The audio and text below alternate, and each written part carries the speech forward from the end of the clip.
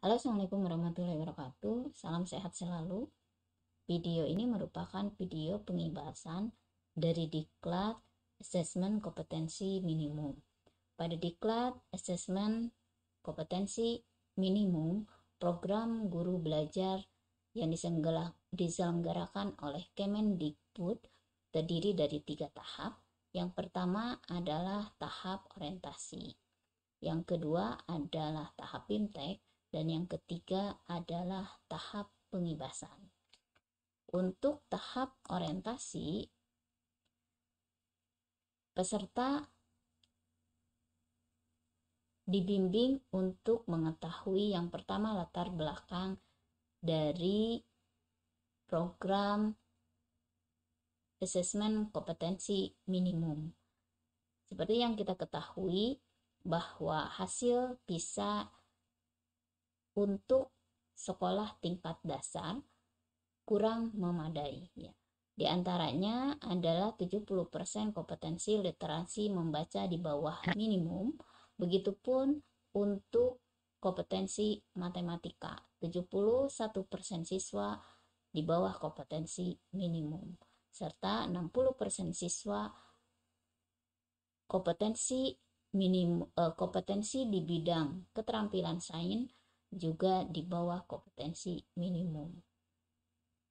Nah, oleh karena itu, maka perlu ada perbaikan mutu pendidikan ya, yang diwujudkan dengan adanya asesmen kompetensi minimum. Kenapa diklat ini diadakan? Diklat ini memiliki tujuan agar tidak ada lagi miskonsepsi tentang asesmen nasional dan tidak ada lagi malpraktik pada tahap persiapan menghadapi asesmen nasional. Guru mengetahui cara membaca hasil asesmen nasional dan guru memahami tindak lanjut dari hasil asesmen nasional. Kebijakan asesmen kompetensi minimum ini muncul karena perlunya ada reformasi dalam proses penilaian hasil belajar.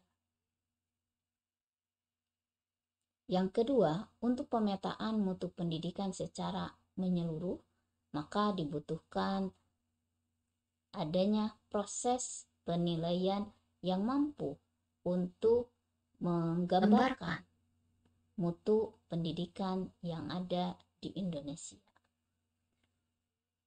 Oleh karena itu, tahun 2021 asesmen nasional diterapkan oleh Kemendikbud.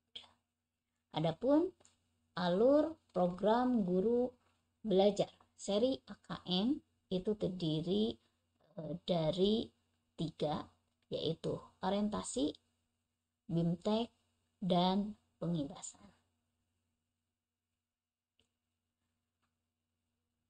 Asesmen nasional ini sangat penting karena dengan asesmen nasional maka bukan hanya digunakan untuk menilai hasil belajar yang nantinya menentukan kelulusan dari seorang siswa. Namun, asesmen nasional ini digunakan untuk mempersiapkan lulusan agar memiliki kecakapan hidup abad 21,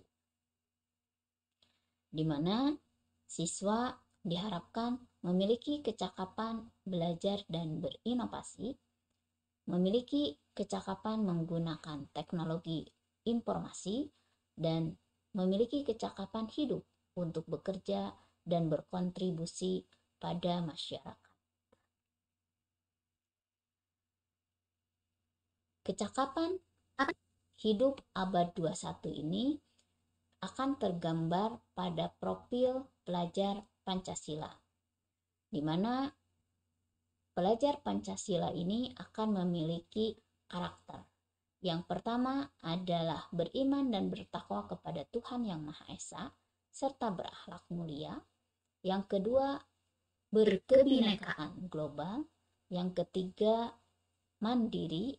Yang keempat, bernalar kritis, kreatif, dan memiliki jiwa gotong royong.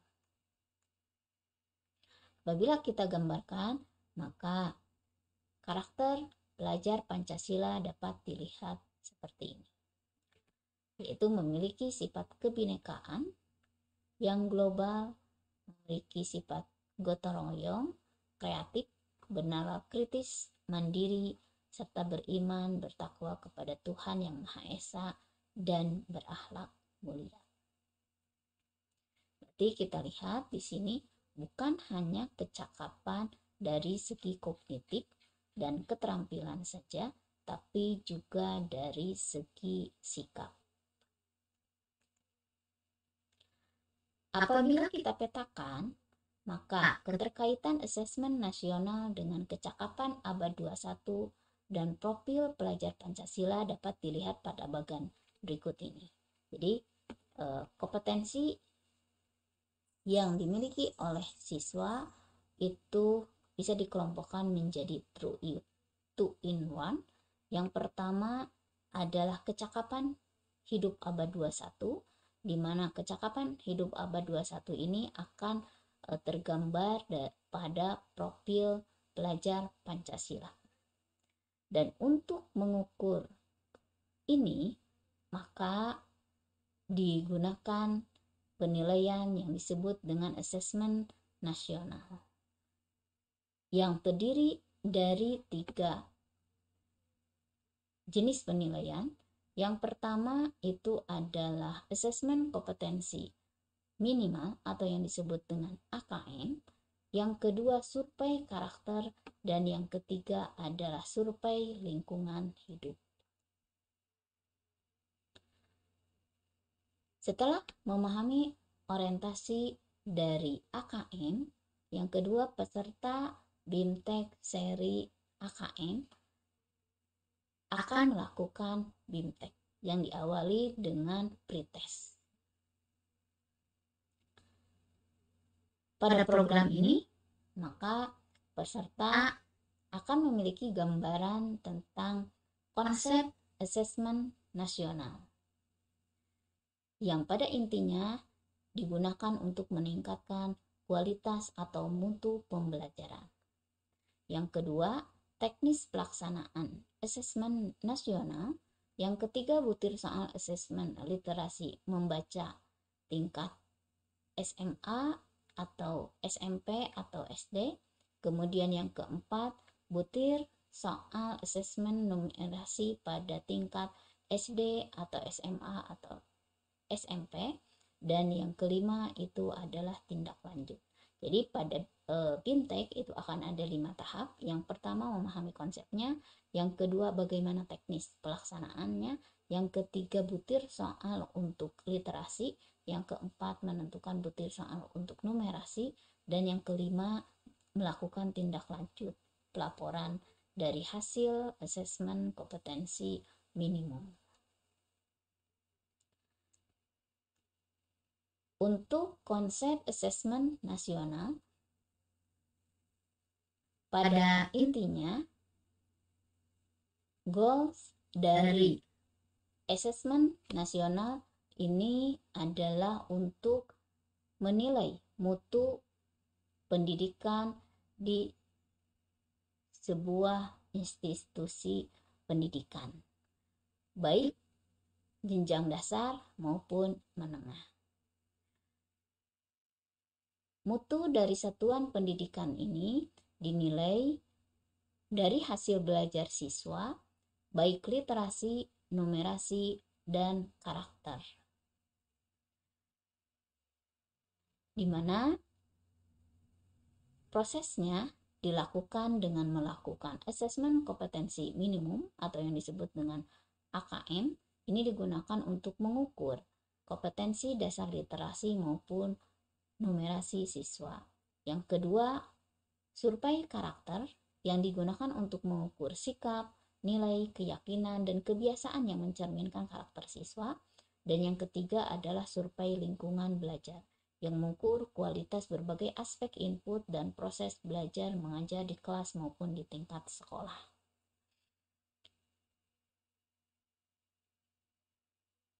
Sehingga bukan hanya mengukur untuk pemahaman siswa saja, tapi asesmen nasional itu digunakan untuk memotret mutu pendidikan yang nanti akan menjadi feedback bagi perbaikan mutu pendidikan di sebuah instansi tersebut.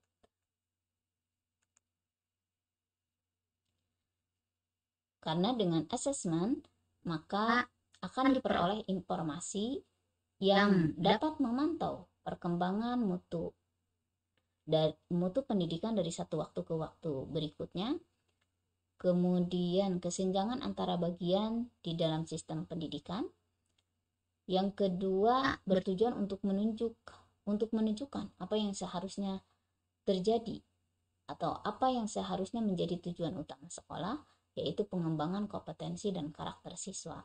Serta yang ketiga, memberi gambaran tentang karakteristik esensial sebuah sekolah yang efektif untuk mencapai tujuan utama tersebut.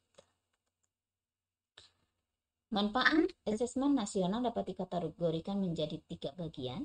Yang pertama, asesmen ini digunakan untuk memotret kualitas pembelajaran di sebuah sekolah atau sebuah daerah, di mana potret ini dijadikan sebagai umpan balik untuk meningkatkan kualitas pembelajaran di sekolah atau daerah tersebut. Dan asesmen ini menjadi dasar untuk menyusun program peningkatan kualitas pembelajaran sekolah atau daerah. Apabila kita lihat perbedaan antara asesmen nasional dengan ujian nasional, maka akan terlihat perbedaannya. Kalau dilihat dari tujuan, asesmen nasional itu mengevaluasi mutu sistem satuan pendidikan. Sedangkan ujian nasional digunakan untuk mengevaluasi capaian hasil belajar siswa secara individu. Sedangkan pada jenjang penilaiannya, untuk asesmen nasional itu digunakan pada pendidikan tingkat dasar, baik SD, SMP, SMA, SMK, dan sederajatnya, program kesetaraan jenjang dasar dan menengah. Sedangkan ujian nasional itu dilaksanakan oleh tingkat SMP, SMA, dan SMK serta sederajat. Jadi kalau asesmen nasional itu dari SD, sedangkan untuk UN itu dari SMP. Level siswanya untuk asesmen nasional kelas 5, kelas 8, dan kelas 11, sedangkan ujian nasional itu tingkat akhir pada setiap jenjangnya. Berarti untuk SD kelas 6, untuk SMP kelas 9, dan untuk SMA kelas 12. Subjek yang mengikutinya asesmen nasional itu adalah siswa yang dipilih secara acak untuk mengikuti AN. Jadi tidak semua siswa mengikuti AN, hanya siswa yang dipilih saja yang mengikuti asesmen nasional. Sedangkan ujian nasional itu dilakukan atau diikuti oleh semua siswa yang ada pada jenjang pendidikan tersebut. Model soal asesmen nasional itu adalah model kombinasi berupa pilihan ganda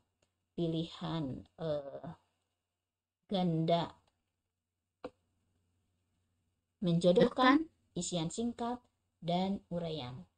Sedangkan untuk ujian nasional itu adalah pilihan ganda dan isian singkat untuk mata pelajaran matematika di tingkat SMA atau SMK. Sasaran penilaian dari asesmen nasional itu adalah kompetensi literasi, numerasi, dan karakter serta kualitas dan iklim satuan pendidikan yang mendukung pembelajaran. Sedangkan untuk UN itu penguasaan terhadap mata pelajaran saja. Jadi di sini terlihat perbedaannya. Ini adalah tidak hanya untuk mengecek kemampuan siswa saja, tapi untuk mengukur karakter serta kualitas dan iklim satuan pendidikan yang mendukung pembelajaran. Sedangkan UN hanya mengukur penguasaan siswa terhadap mata pelajaran saja. Untuk metode penilaiannya, assessment itu menggunakan metode computerized multi-stage adaptive testing atau yang disebut dengan MSAT. Sedangkan untuk ujian nasional disebut dengan CBT, Computer Based Test, dan Paper Based Test atau PBT. Nah, sehingga asesmen nasional bukan pengganti ujian nasional, karena asesmen nasional lebih memberikan gambaran yang lebih utuh dan luas mengenai mutu pendidikan, bukan hanya secara kognitif saja, namun juga karakter dan iklim belajar di satuan pendidikan tersebut. Untuk petunjuk dan teknis pelaksanaan asesmen nasional dapat kita lihat dari gambar berikut ini. Untuk asesmen nasional tadi sudah dikatakan terdiri dari AKM atau asesmen kompetensi minimum, survei karakter, dan survei lingkungan hidup. Untuk asesmen kompetensi minimal dibagi menjadi dua, yaitu asesmen literasi membaca yang dikelompokkan menjadi 4 tahap, yaitu memahami, menggunakan, mengevaluasi, dan merefleksi. Sedangkan asesmen numerasi itu memahami, mengaplikasikan, dan bernalar. Untuk petunjuk dan teknis pelaksanaannya, pertanyaan yang disajikan tergantung dari kemampuan siswa. Dan peserta AKM itu adalah seluruh satuan pendidikan. Namun hanya murid tertentu yang dipilih saja. Jadi tidak semua murid mengikuti AKM. Pemilihan sampel atau siswa yang mengikuti AKM dilakukan secara acak. Untuk jadwal pelaksanaannya, untuk tingkat SD, MI, dan sederajat, tes literasi terdiri dari 75 menit, sedangkan tes numerasi 75 menit. Jadi pada dasarnya dilakukan 2 hari. Hari pertama adalah tes literasi dan hari kedua adalah tes numerasi. Kemudian pada hari pertama juga dilakukan survei karakter dengan durasi 20 menit dan survei lingkungan pada hari kedua selama 20 menit juga. Sedangkan untuk tingkat SMP dan SMA serta sederajatnya, di hari pertama dilakukan tes literasi dengan durasi 90 menit, survei karakter 30 menit, dan hari kedua tes numerasi 90 menit dan survei karakter belajar 30 menit. Untuk kriteria peserta asesmen nasional diikuti oleh seluruh satuan pendidikan, hanya murid yang dipilih saja yang mengikuti asesmen nasional, tidak semua murid. Pemilihan sampelnya itu dilakukan secara acak. Kemudian pesertanya untuk tingkat SD adalah kelas 5, untuk tingkat SMP dan sederajat adalah kelas 8, dan untuk tingkat SMA adalah kelas 11. Setiap peserta mengerjakan tes literasi membaca dan tes literasi numerasi, survei karakter, dan survei lingkungan belajar. Butir soalnya tadi sudah disampaikan adalah pilihan ganda kompleks, menjodohkan, isian singkat, dan juga uraian.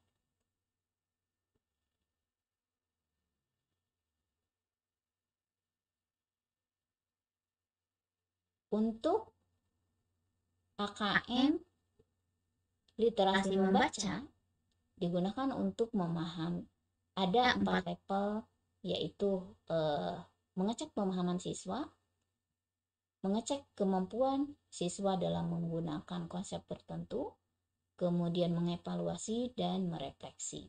Sedangkan pada numerasi, memahami, mengaplikasikan, dan bernalar. Konsep literasi membaca pada tingkat SMA dilakukan sebanyak 2 level. Komponen AKM literasi membaca terdiri dari untuk yang konten, maka terdiri dari 2 jenis, yaitu teks informasi dan teks fiksi. Teks informasi ini teks yang bertujuan untuk memberikan fakta, data, dan informasi dalam rangka pengembangan wawasan serta ilmu pengetahuan yang bersifat ilmiah. Sedangkan teks fiksi adalah teks yang bertujuan untuk memberikan pengalaman, mendapatkan hiburan, menikmati cerita, dan melakukan perenungan kepada pembaca.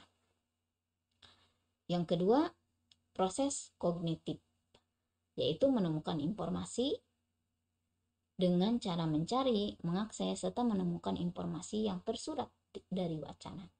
Yang kedua, menginterpretasi dan integrasi, memahami informasi tersurat maupun tersirat, memadukan interpretasi antar bagian teks untuk menghasilkan inferensi. Yang ketiga, evaluasi dan refleksi, menilai kredibilitas, kesesuaian, maupun keterpercayaan teks serta mampu mengaitkan isi dengan hal lain di luar teks. Sedangkan untuk konteks terdiri dari 3, yaitu personal, berkaitan dengan kepentingan diri secara pribadi, sosial budaya, berkaitan dengan kepentingan antar individu, budaya, dan isu kemasyarakatan, dan scientific, berkaitan dengan isu, aktivitas, serta fakta ilmiah, baik yang dilakukan maupun futuristik.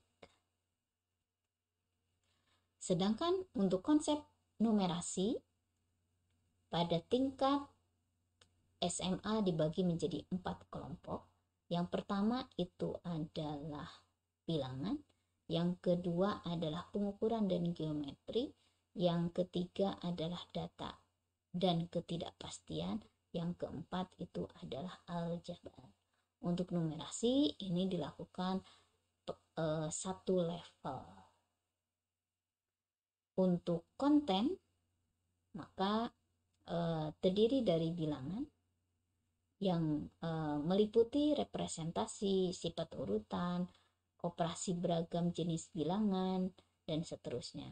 Kemudian untuk pengukuran dan geometri itu mengenal bangun ruang dan yang lainnya. Kemudian data dan ketidakpastian, memahami interpretasi serta penyajian data maupun peluang. Dan aljabar meliputi persamaan dan pertidaksamaan. Pada proses kognitif terdiri dari pemahaman, yaitu memahami fakta, prosedur, serta alat matematika. Penerapan, mampu menerapkan konsep matematika dalam situasi yang nyata dan bersifat rutin. Dan yang ketiga itu penalaran, berarti menalar dengan konsep matematika untuk menyelesaikan masalah yang berhubungan atau yang bersifat non-rutin. Dan yang ketiga, konteks. Persona berkaitan dengan kepentingan diri secara pribadi, sosial budaya berhubungan dengan kepentingan antar individu, budaya, dan isu kemasyarakatan, dan scientific berkaitan dengan isu, aktivitas, serta fakta ilmiah, baik yang telah dilakukan maupun yang futuristik.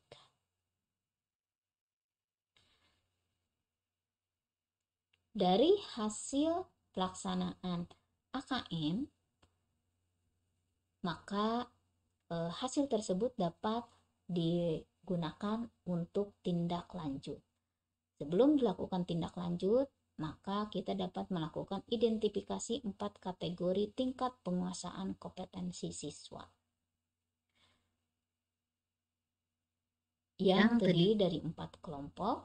Yang pertama adalah kelompok perlu intervensi khusus.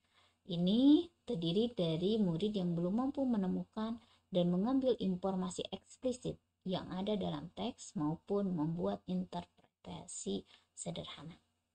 Yang kedua, tingkat dasar, yaitu murid mampu menemukan dan mengambil informasi eksplisit yang ada di dalam teks, serta membuat interpretasi sederhana. Sedangkan yang cakap, murid mampu membuat interpretasi dari informasi implisit yang ada dalam teks, mampu membuat simpulan dari hasil integrasi beberapa informasi dalam suatu teks.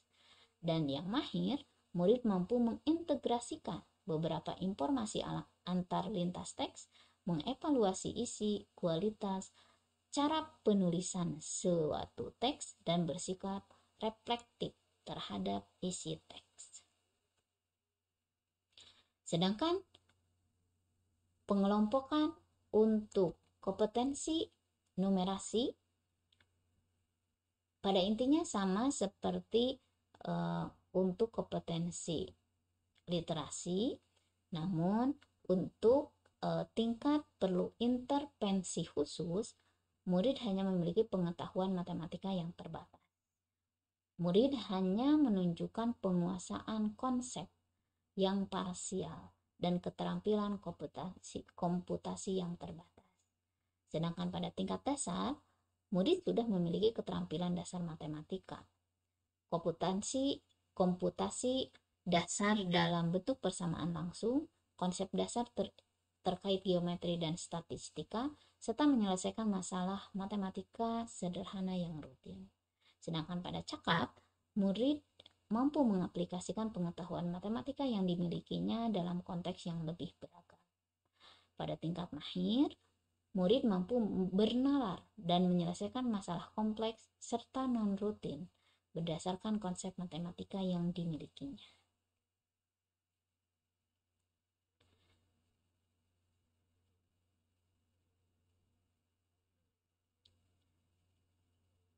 Nah, dalam AKM kita juga perlu memahami perbedaan antara pembelajaran berbasis kompetensi dan pembelajaran berbasis konten. AKM itu adalah pembelajaran yang berbasis kompetensi, bukan pembelajaran yang berbasis konten. Kenapa demikian? Karena untuk pembelajaran berbasis kompetensi ini berpusat pada kebutuhan. Berbeda dengan pembelajaran berbasis konten yang berpusat pada materi pembelajaran. Pada pembelajaran berbasis kompetensi, belajar untuk pemahaman konsep dan keterampilan. Sedangkan pada berbasis konten, belajar untuk cakupan materi saja. Pembelajaran berbasis kompetensi menunjukkan kinerja dengan menerapkan konsep, sedangkan pembelajaran berbasis konten menjawab serangkaian pertanyaan tes berdasarkan topik. Pada pembelajaran berbasis kompetensi, pembelajaran terkait dengan konteks kehidupan nyata siswa. Sedangkan berbasis konten tidak terkait dengan konteks kehidupan nyata siswa. Pada pembelajaran berbasis kompetensi, orientasi pada proses dan penguasaan kompetensi, sedangkan berbasis konten berorientasi pada nilai akhir saja.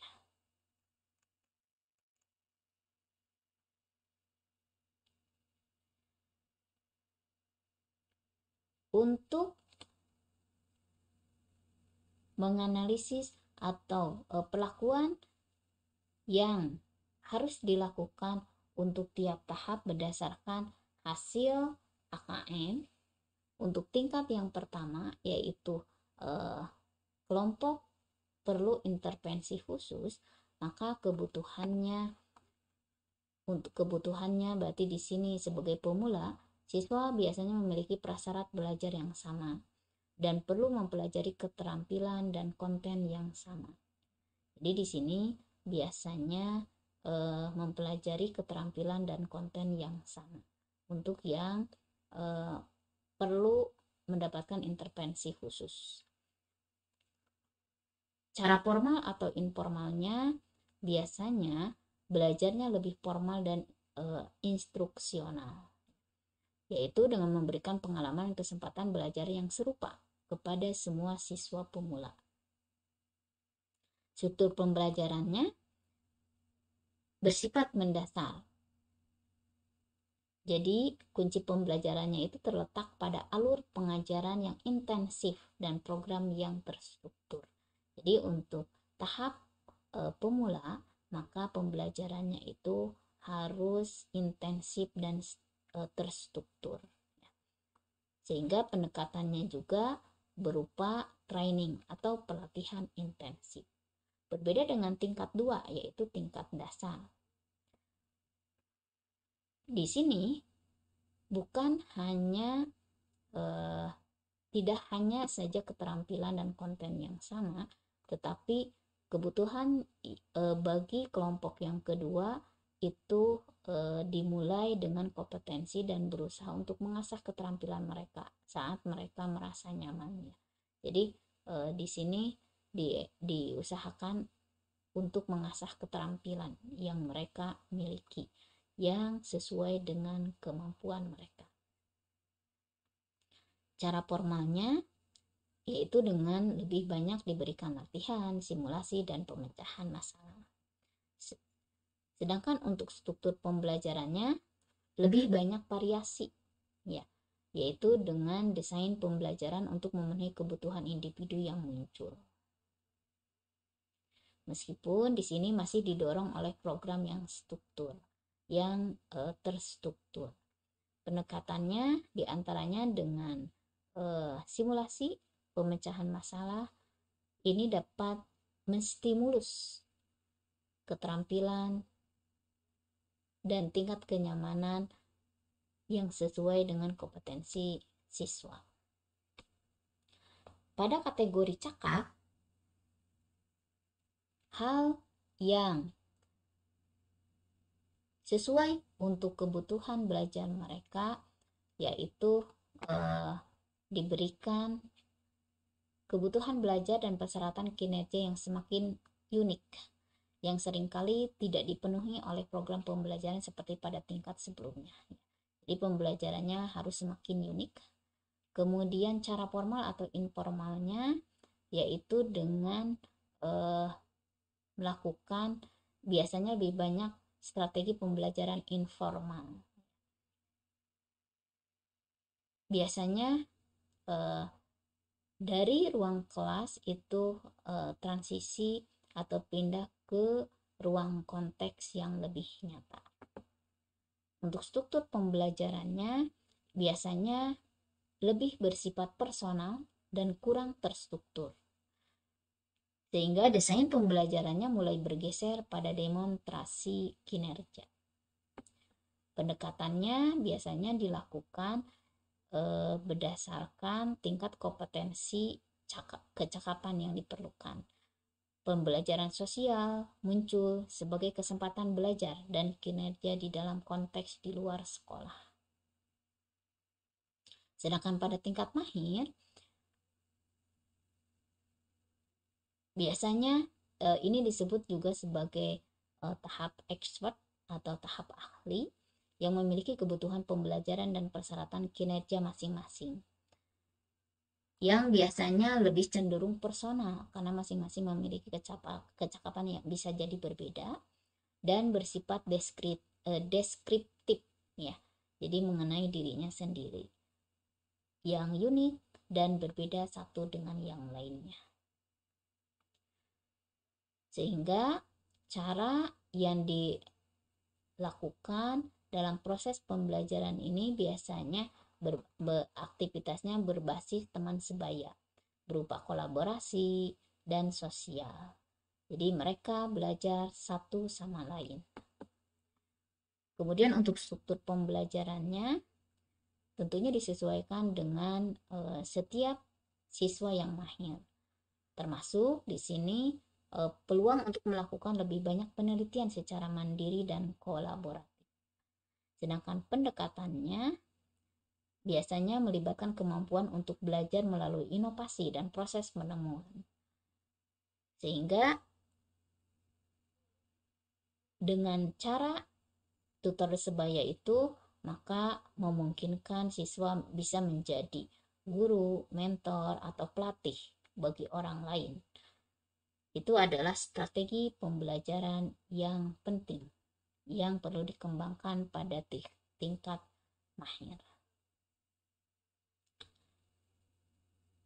Nah, sehingga untuk mencapai hasil yang maksimal, maka dikenal istilah segitiga belajar.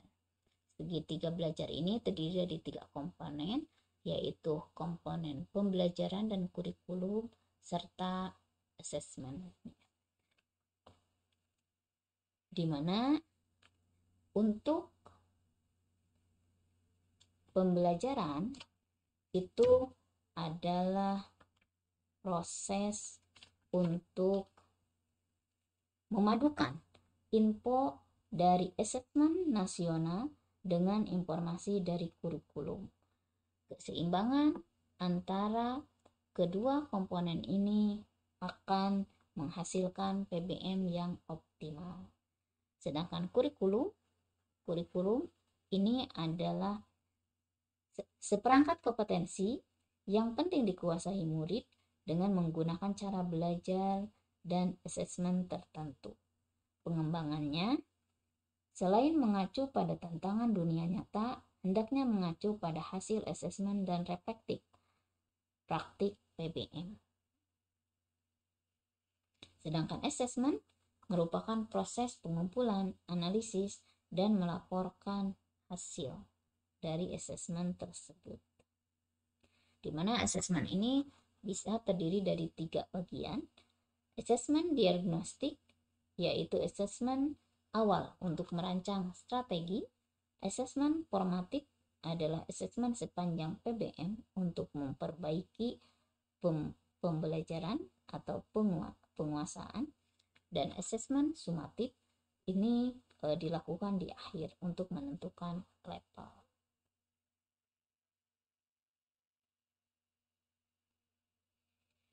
Nah, aspek yang berdiri sendiri yaitu aspek guru,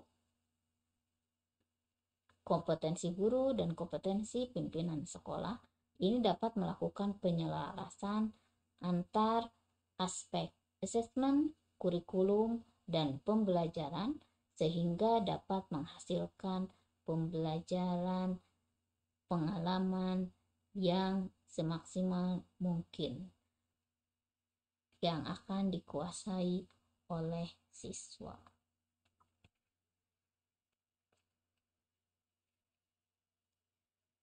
Itu saja yang dapat disampaikan, mudah-mudahan bermanfaat. Sekian, terima kasih.